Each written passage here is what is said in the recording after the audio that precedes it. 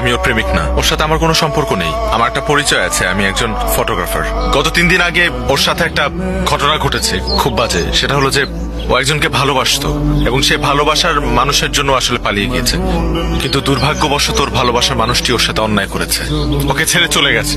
আসেইনি, একা দাঁড়িয়েছিল সেই মানুষটির জন্য। এবং ওই সিচুয়েশনে গত 3 দিন আমি ওনাদের বাসায় ছিলাম।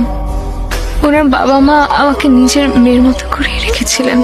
আমারও সময়টার মধ্যে ফুল সাপোর্ট দিয়েছিলেন ওনারা। শুধু একটা রিকোয়েস্ট আপনাদের 4 জনের কাছে, ওকে না ওই আগের কথাটা আর মনে করিয়ে দিবেন না, ওকে কিছু বলবেন না, কারণ ও আবার আপসেট হয়ে যাবে। থ্যাঙ্কস ব্রাদার, তুমি আমার ফ্যামিলির জন্য যে কাজটা করেছো সেটার জন্য আমার ফ্যামিলি সারা জীবন তোমার কাছে কৃতজ্ঞ থাকবে। গত 3টা দিন আমাদের ফ্যামিলির উপর দিয়ে কি গেছে সেটা আমরা ছাড়া কেউ জানে না। তুমি না থাকলে জিনিসটা হয়তো আরো খারাপ হতে পারত। এটা তোমার বাসা মনে করবা, তুমি আজকে থেকে আমার পরিবারেরই একটা অংশ।